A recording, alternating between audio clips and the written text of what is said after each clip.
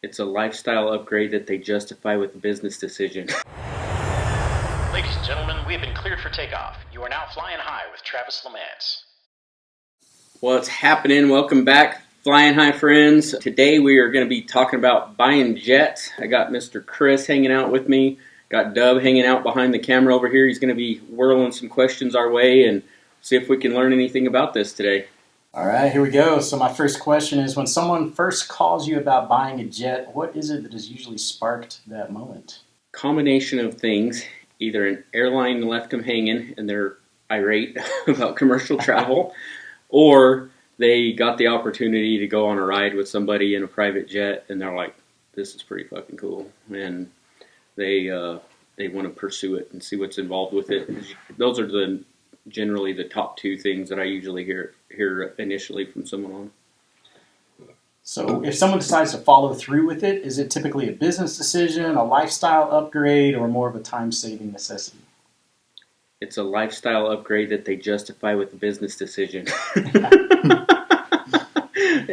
All honesty, of course, if you get to cruise around private, fly on a private jet, it is a lifestyle upgrade. It's phenomenal. If you haven't done it, you got to do it. Like, once you do it, it's very hard to go back.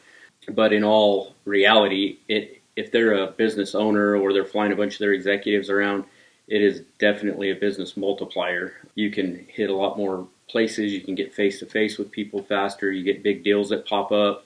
You can get there a lot faster, beat the competition there. From a lifestyle perspective, you get to be home a lot more often, where if you're airlining around or driving around, you get stuck out overnight, stuck in hotels, that kind of stuff, versus getting to be home and back with the kiddos and back with the wife or whatever, And it's truly a time machine. It just collapses time. We operate in a international world and across the country, and we all know the headaches of going from airport to airport commercially trying to get anywhere.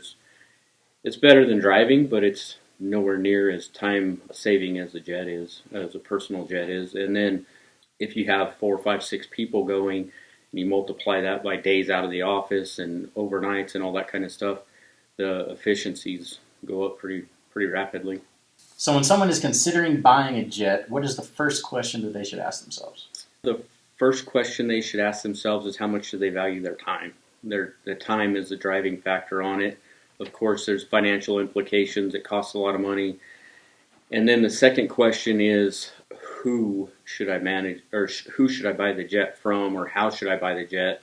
Because if it's not done correctly, it can be a big burden to own an airplane. It's a pain in the ass if you got the wrong people doing it, but a super simple, smooth process if you have the right people doing it. So the team involved with it is as important as anything on the whole thing. At what point does private aviation start to make financial or operational sense? From a business perspective, it's whenever your deal flow and your deal opportunities are outweighed by the cost of the airplane. And what I mean by that is a lot more deals get made when you're face to face with people and you're in person with them, and you're developing relationships with them, and then maintaining those deals after the fact if you can go and visit more customers more often. So kind of evaluating if I could do 10 deals in a year and I'm airlining all over the place, it's worth X amount of money. And if I can do 5 times that many deals because I'm a lot more efficient with my time, how much is that increased revenue and deal flow worth? So that's the side of it from the business. And then that's mathematics. Am I going to get into a light jet, a medium jet, a heavy jet, a turboprop? What am I going to get into that kind of matches what we're trying to do there?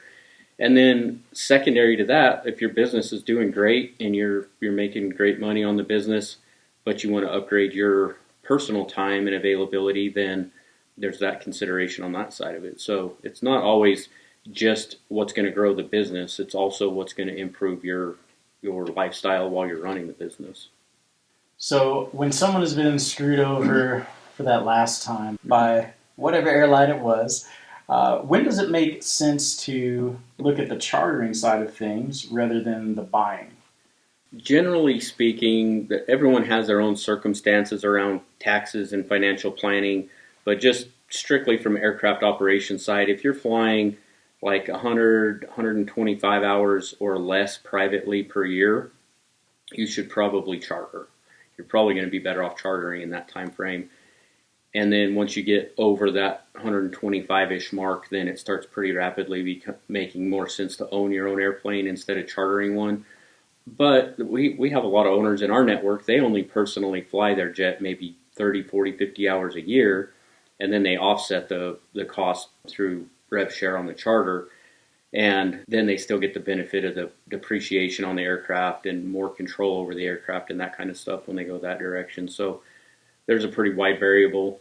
If you're airlining like on a weekly basis, a couple times a month, then there's probably a good chance that doing some charter flying would be good for you.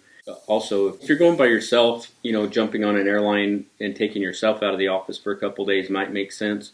But if you're taking 5 or 6 executives or management team members with you or whatever, it probably makes more sense to go charter a plane and get everybody out and get everybody home sooner, and or go see more customers while you're out. So a minute ago, Travis, you mentioned the different types of categories of private jets. Break that down for us a little more. Generally, what we do is break them down by size to start with to figure out what size of aircraft you're going to go into. So a light jet would be something like a CJ2, CJ3, beach jet, something of that size of aircraft. And then you move into your mediums and you're like in your Citation XLs. And then you move into your medium heavies. You're into like your Falcon 50s. And then you're going into your heavies and you're going into like your Gulfstream products, your 4s, 5s, 6s. Get into your Falcon 900s. And then you get into your super heavies and your long range stuff, and then you start moving into the globals and the 650 ERs and all those kind of aircraft. So there's not like a real defined category for it. It's just more the actual physical size of the aircraft to kind of get you in the right ballpark of what aircraft you're talking about. What aircraft do you see most often as the first time purchase? I think the majority of the people I've dealt with start either in a turboprop or a light jet and kind of wade into the waters that way, and then they graduate up through aircraft as their business grows and their experience in private aviation grows. But by far not a definitive thing. We've dealt with plenty of people that went from airline travel straight into a heavy jet. So it's kind of situational, but I would say slants pretty heavy towards working their way up the scale as they grow.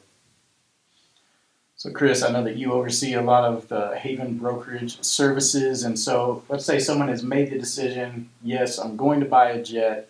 What are the steps from the search to the closing? So after we come up with a budget and we start scouting the market, seeing if we can find something off market, usually we can find a better deal in that aspect.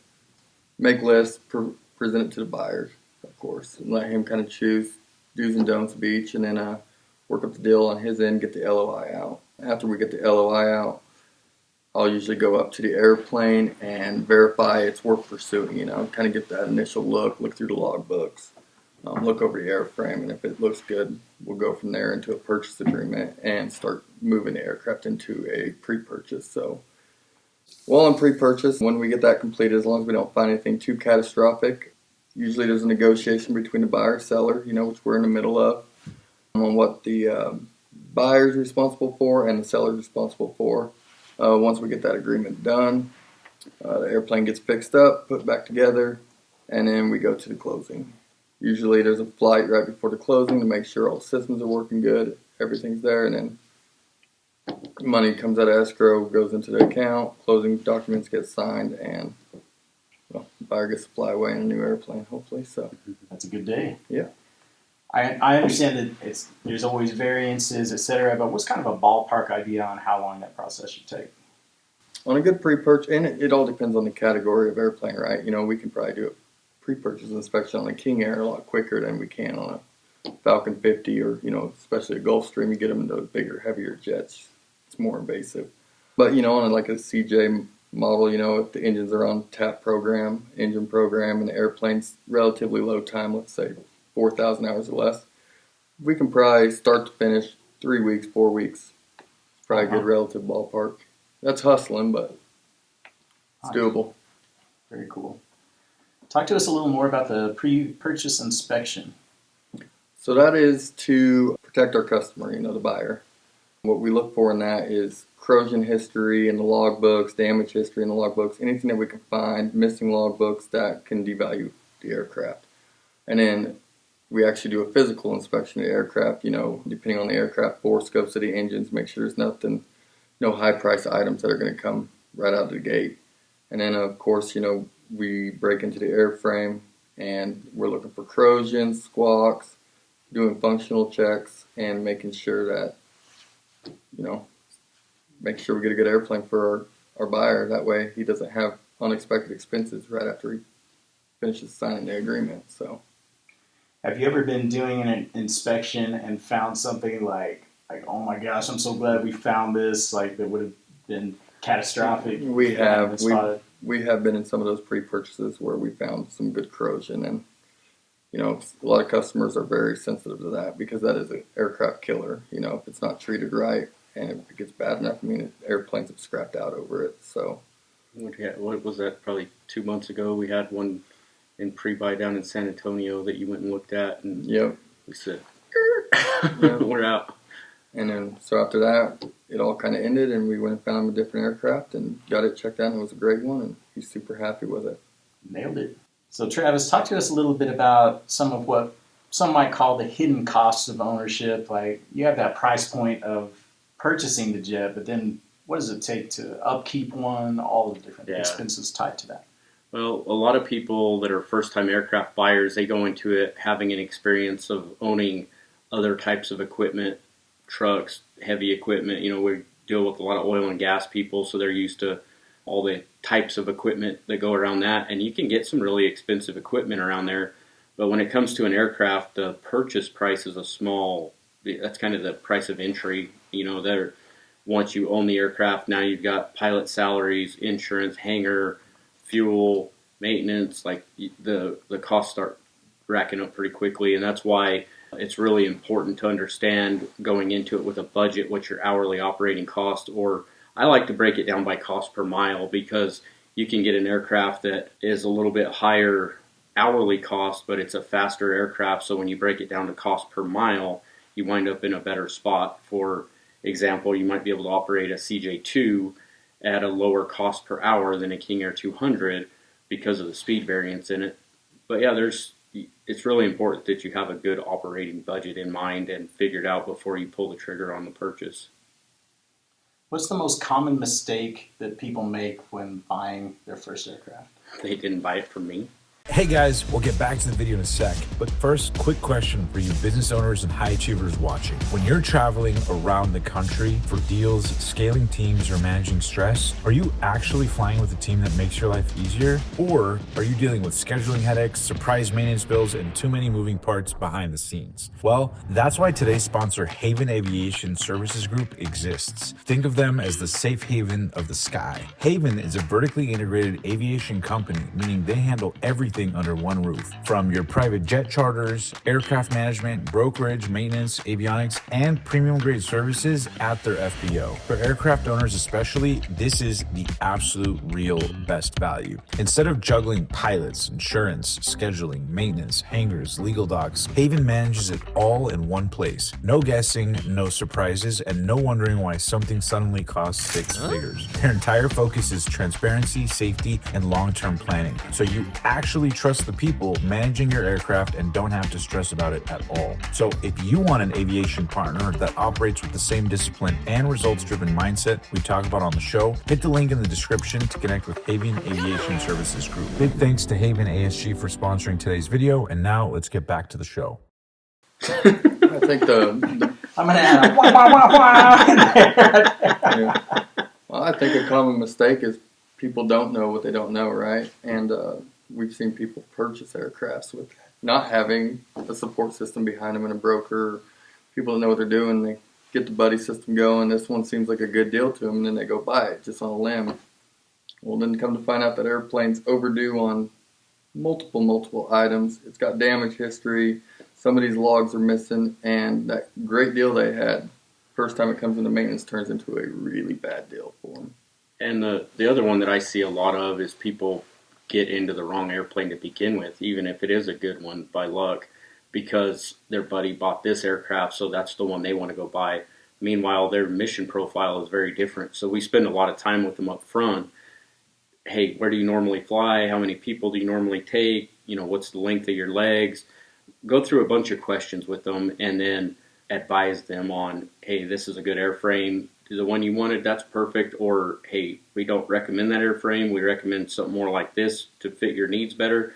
Obviously, they're the owner, they're the buyer. We're going to do what they say, but we want to make sure they go into it educated. And we see a lot of people that just deal with a straight broker that doesn't operate the aircraft after the fact. They don't care if it's a problem after the fact because they just want to get the sale. So they're, oh, you don't need that light jet. You need this Gulfstream because it's a lot bigger commission to go buy that aircraft. So most brokers operate in good faith, but there's a good chunk of them out there also that are self-interest on their commission levels. And so you got to be careful that does the broker have a good reputation? Do they have a support system behind them? Are they going to be involved with what's going on with the aircraft after the purchase is done? For us, our whole intent of the brokerage is we want to be a long-term partner with them. We want to take care of them for the long haul after the purchase. So we're not going to get short-sighted on telling and pushing them into the wrong airframe, because now we're the ones that have to deal with the problems that come down the stream from that. And that's anything from not giving an accurate operational cost budget, not giving them an accurate pilot salary budget, all these different things that a straight broker doesn't have to deal with. And they sign the deal and the broker payas out of there, and now the owner's left going, well, where do I get a pilot? Or where am I going to park this? Or where do I buy airplane insurance? Like, all these questions start bubbling up that get missed in the excitement of jumping into an airplane.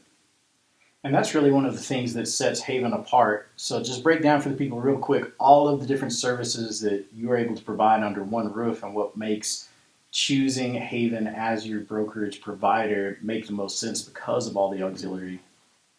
So we consider Haven a private jet ecosystem. So brokerage is one piece, but we actually started Haven in the maintenance world, and maintenance is one of the most critical pieces of aircraft ownership, one of the most costly pieces of ongoing cost and initial acquisition piece of the aircraft to make sure you're getting a good asset. So we do the maintenance, we do the brokerage, we do management, whether you just want Part 91 or whether you want to do some rev sharing on the Part 135. We do all the budgeting and financial planning. We work with your tax people to make sure all the tax stuff's getting done. We recruit, hire, and train the pilots, deal with the pilot pay, pilot scheduling, all that stuff. We help you find real estate if you need to lease a hangar, buy a hangar. We can put you in our insurance umbrella to help with your insurance cost. We can put you in our fuel programs to bring down your fuel costs because we operate a big fleet of aircraft. We get better volume discounts on all that stuff. So literally, if it touches a private jet, we do it. What does the private jet market look like right now? So whenever COVID hit, there was a huge spike in private travel. All the airlines shut down, nobody could get around, people still wanted to go places. So there was a lot of people that started exploring it that hadn't considered that option before. And so we had a big surge right there at the beginning, and then most of us fully expected that to die back down on the tail end of that. But what happened is that all these people got a taste of it, and they're like, yeah, we're not giving that up. So we didn't have a decline, and we have still seen an increased year-over-year growth in private aviation. So market demand is strong. The resale market on used aircraft right now, a little bit older vintage aircraft are a little bit flat. They're getting a little harder to move, but anything of a relatively new aircraft, their prices are just still going up, and there's not a lot of market availability on them. And when they come to market, you got to move pretty quick on them to get the good ones. Are there any interesting trends in aviation ownership that you guys are following right now? There's a big growth in the fractional ownership market right now, and that can be good when it's done correctly. But one thing that concerns us is there's a lot of people not doing it quite right, and so it's really easy to get into regulatory and liability issues on that if it's not being done exactly the right way. So one of our favorite things about doing 135 work versus Part 91 work, which I think we've talked about that, but I'll hit it. 135 means you're eligible to go and put yourself on the open market to sell commercially to the public. Part 91 means it's strictly private operation, private ownership. Can't sell, you can't collect any money on it. It's just your personal stuff. And there are legal avenues to do Part 91 operations and stay within the regulatory bounds. But what 135 brings in that's really nice is liability protection for the owner of the aircraft. Because from the FAA's perspective, there's this thing called operational control of the aircraft. And what had happened was years ago, there wasn't good guidance around it. So there was all these accidents that were happening. And then whenever they were going in and investigating them, they're like, well, who's responsible for this? And then the owner of the airplane might be pointing at the pilot, and then the pilot might be pointing it at some management group. And like there was all this confusion. And the FAA said, okay, we want one source of accountability, who is responsible for operating that aircraft. So when something does go wrong, we know who's ass to nail over this problem. And so they updated the rules, changed it all, and now they're really, really big on operational control.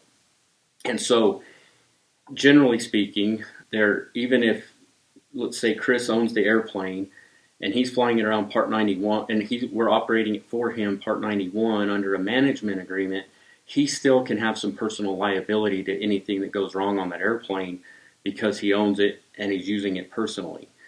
Now, if he owns the airplane and we're operating it for him as the operator under a Part 135 regulation, and we're conducting everything legally under Part 135, now we are the operational control agent for that aircraft.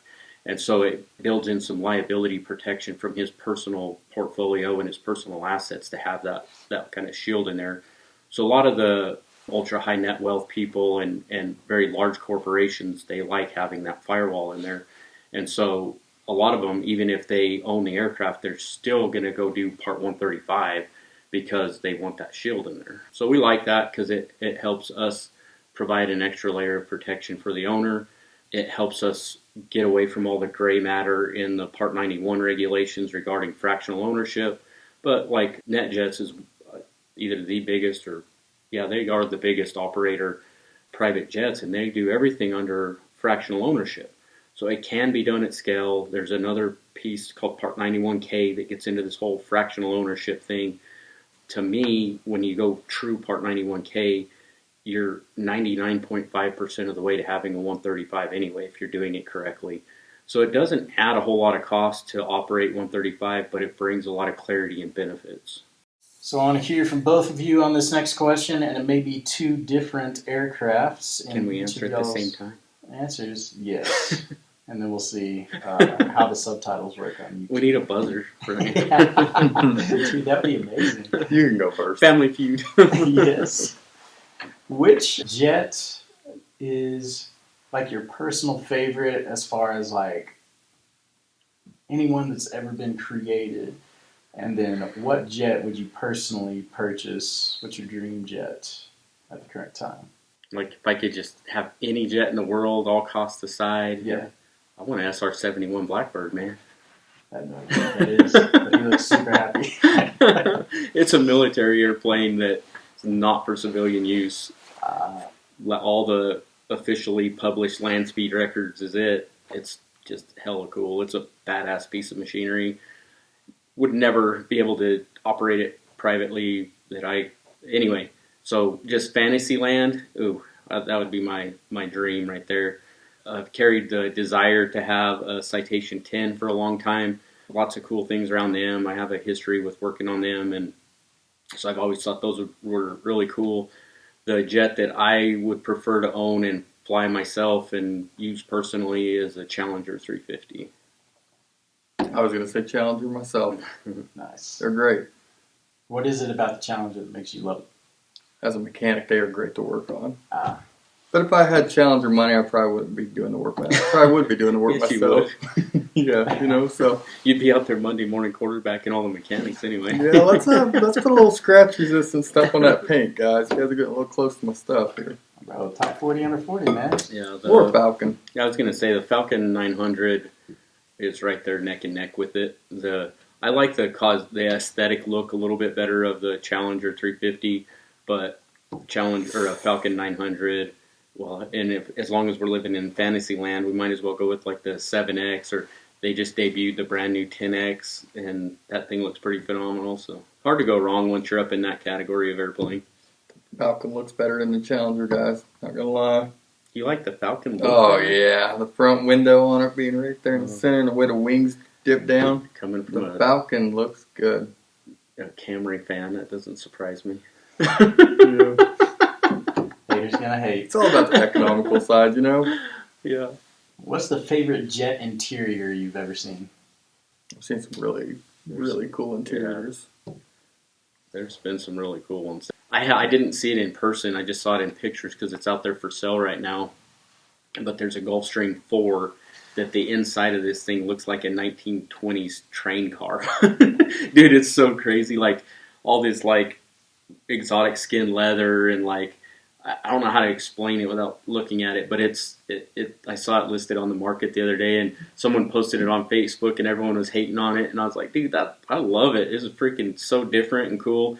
I swear it would feel like you're riding around in an old train car is the way I would explain it. But as far as high end exotic like super nice stuff, like there's some really cool stuff out there. Like one of the Falcon 900s that we operate. I mean, they pulled out all the stops, and it is top shelf, everything absolutely gorgeous. Has custom made carpet that they had sewn for it that looks like rose petals going down the aisleway as you're walking down it, and like it's gorgeous. But you get into a lot of the high end jets, I mean, it's mind blowing what these guys do with the interiors. There's some absolutely gorgeous stuff out there. They're all so different, you know, like, and they all look incredible. From the outside, a lot of the airplanes blend together. They don't. Some people get a little out there with the paint jobs, but generally speaking, they're white with one or two color stripe, and they all look pretty similar on the outside. But when it comes to the inside, they get gnarly with them. They do some crazy stuff. Like I was looking at some videos the other day of Paris Hilton's jet, and it's all her pink stuff all inside of it, and you would think it looks atrocious. It looked pretty dang cool. It was all very her, like very branded to her style. You know, there's a lot of cool stuff out there. Man, maybe that 747. Oh yeah, no expense as hell. Found a 747 jet on a. Yeah, he was trying to convince me that we needed to buy a 747 and charter it the other day. Oh man, I don't remember how many people it held. It was like 80 or something people. It was less. It was surprised me compared to what the passenger configuration. Like 6 beds in it. Yeah, like full on showers on each one. Showers, a ballroom to dance when you're flying. I mean, it had everything. And you can load your Bentley and haul it with you. Mm-hmm. Dang. Take your cattle with you. Yeah, exactly. What's an aircraft that you see smart buyers quietly snapping up right now? A lot of the Challengers are hot commodities right now. When a decent one comes on the market, it usually never makes it to public market, but they go quickly whenever they do. I think the Phenoms are. Phenom 300s are just flying off the shelves. Yeah, almost all the Phenom products are going crazy. The Cessna CJ series are going crazy. I guess it's less about the specific model and more about the vintage.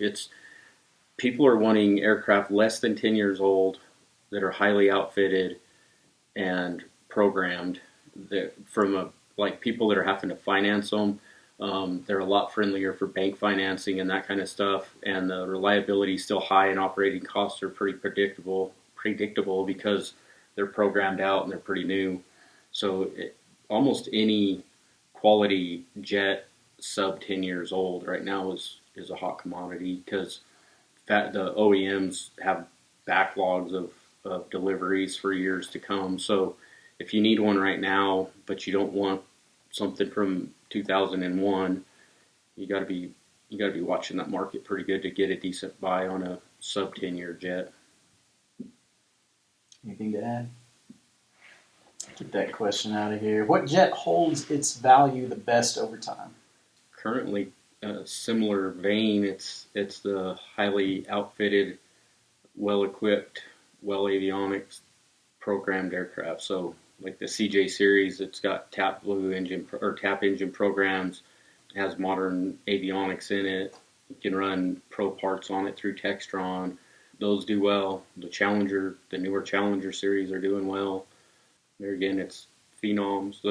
I think it flows back to the previous question on vintage and asset quality. What's a jet that makes a pilot say, this thing is fun to fly? PC-24. I've heard a lot of pilot feedback on that one being really fun to fly.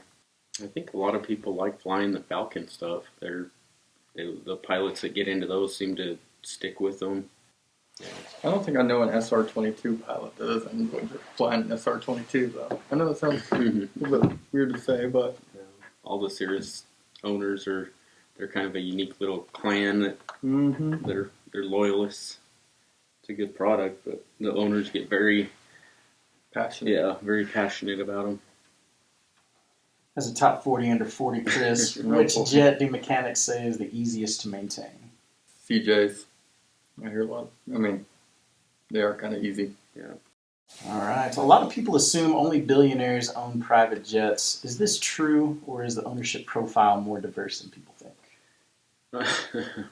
I get that a lot on people trying to figure out what it costs or what net worth profile that you got to be in, and the answer is it depends. Aircraft size, aircraft type, aircraft use. Is it more for business? Is it more for fun? So there's a lot of variables in there, but if you're buying it strictly as a toy to go fly around and play in, and you're not doing any cost offsetting, anything like that, you better be into the six-figure millions of net worth to not make that impactful. But if you are using it for business quite a bit, occasionally getting a personal trip on it, having it managed properly where you're offsetting costs and mitigating costs where you can, I mean, you can get down to $10, $12, $15 million net and still be able to easily justify a light jet at that point. Sometimes you hear that private aviation is much less safe than the commercial airline route. Is this true? Absolutely not.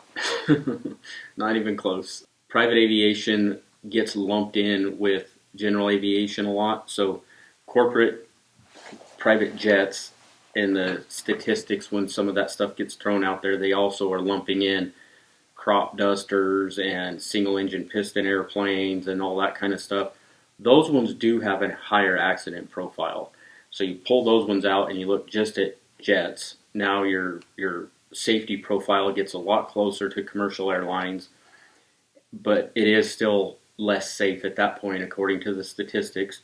But you pull Part 91 operations out of that and you compare Part 135 operation to Part 121. 121 is an airline. Now your safety profile is almost identical. It's almost the same when it's operated that way. That's why 135 has the increased requirements to put it up there at that safety level. What happens is the Part 91 jet ownership, maintenance standards can slack a little bit, safety oversight can slack a little bit, pilot experience and training requirements slack a little bit, and there's a lot of super safe Part 91 operators. So I'm not throwing them all in a bag, but according to the statistics, that's what happens is this operator can get away with hiring a 500-hour pilot instead of a 1,500-hour pilot.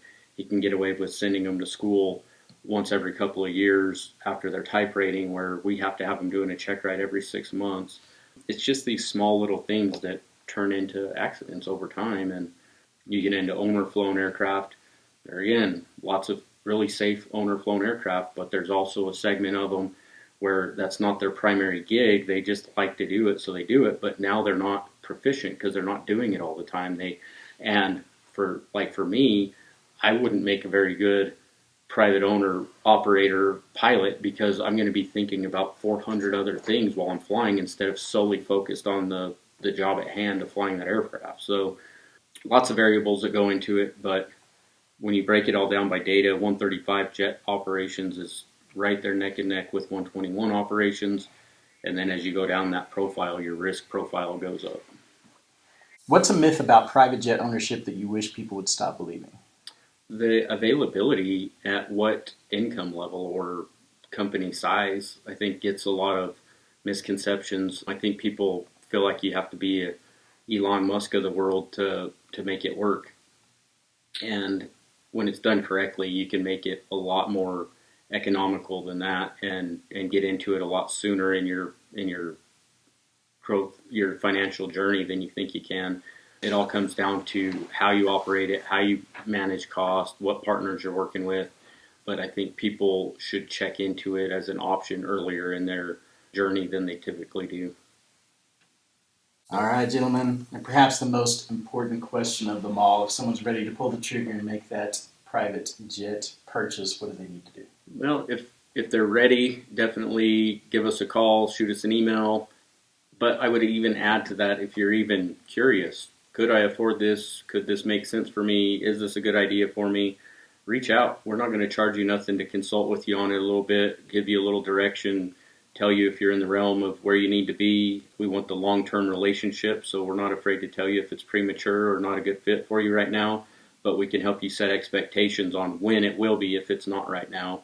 If you already know, or you're already an owner and just looking to upgrade, move platforms, different management, whatever you want, we're always free to talk to. Hey guys, we'll get back to the video in a sec, but first, quick question for you business owners and high achievers watching. When you're traveling around the country for deals, scaling teams, or managing stress, are you actually flying with a team that makes your life easier? Or are you dealing with scheduling headaches, surprise maintenance bills, and too many moving parts behind the scenes? Well, that's why today's sponsor, Haven Aviation Services Group, exists. Think of them as the safe haven of the sky. Haven is a vertically integrated aviation company, meaning they handle everything under one roof. From your private jet charters, aircraft management, brokerage, maintenance, avionics, and premium grade services at their FBO. For aircraft owners especially, this is the absolute real best value. Instead of juggling pilots, insurance, scheduling, maintenance, hangars, legal docs, Haven manages it all in one place. No guessing, no surprises, and no wondering why something suddenly costs six figures. Their entire focus is transparency, safety, and long-term planning, so you actually trust the people managing your aircraft and don't have to stress about it at all. So if you want an aviation partner that operates with the same discipline and results-driven mindset we talk about on the show, hit the link in the description to connect with Haven Aviation Services Group. Big thanks to Haven ASG for sponsoring today's video, and now let's get back to the show. Thanks for sitting in on another episode of the Flight Deck with Flying High. Please give us a like, a follow, a share, all those good things. Help us grow the channel. Reach out to us if you have any questions or want to know any more. Peace. Ladies and gentlemen, we have been cleared for takeoff. You are now flying high with Travis Lamance.